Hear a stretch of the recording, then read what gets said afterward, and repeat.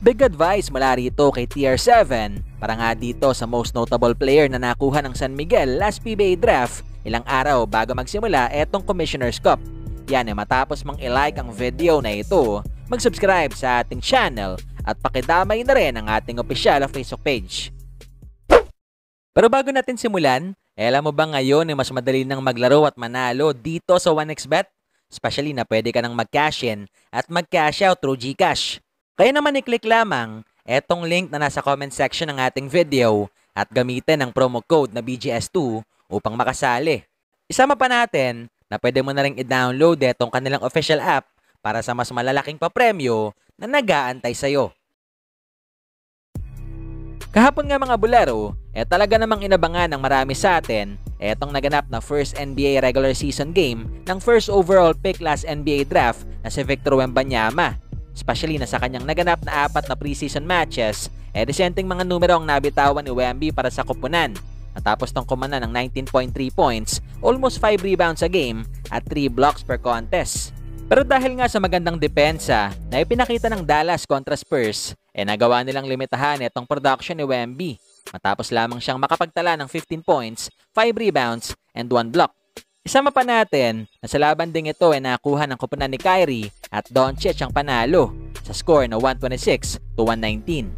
Kaya naman matapos ang laban, di nga naiwasan na hinga ng opinyon itong si Wemby regarding sa kanilang pagkatalo dito sa kanyang first official NBA game. Just how would you characterize your first night in the NBA and how it went for you and the team? Lots of emotions, of course, but would have been perfect with a win. Samantala sa kabilang banda, maliban nga dito sa naganap na opisyal na NBA debut ni Wemby para sa Spurs, ilang araw na nga lang din, alam naman nating magde-debut na rin etong ilang players na nakuha sa nakaraang PBA draft. Kung saan dyan, kabilang etong si Kit Jimenez na posibleng di makapaglaro para sa SMB ngayong Nobyembre sa kadahilan ng sa buwan pa nga ng Disyembre, mapapaso ang kanyang kontrata sa MPBL. Pero sa kabila niyan, dito nga sa naganap na PBA Media Day this week, di pa rin nakalimutan ni Romeo na payuhan si Jimenez dito sa kanyang nalalapit na pagpasok sa liga. Oo, madalas kami mag-usap. Ina-advisean ko siya na sabi ko sa kanya marami na ang harap magpunta ng PBA and madali magpunta ng PBA. Ang problema, mahirap tumagal.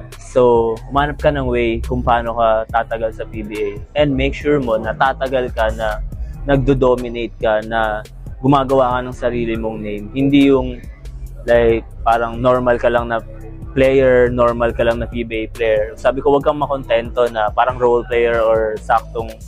Dapat mag-aim ka na ma-reach mo yung full potential mo, na isa ka sa mga nagdo-dominate sa PBA.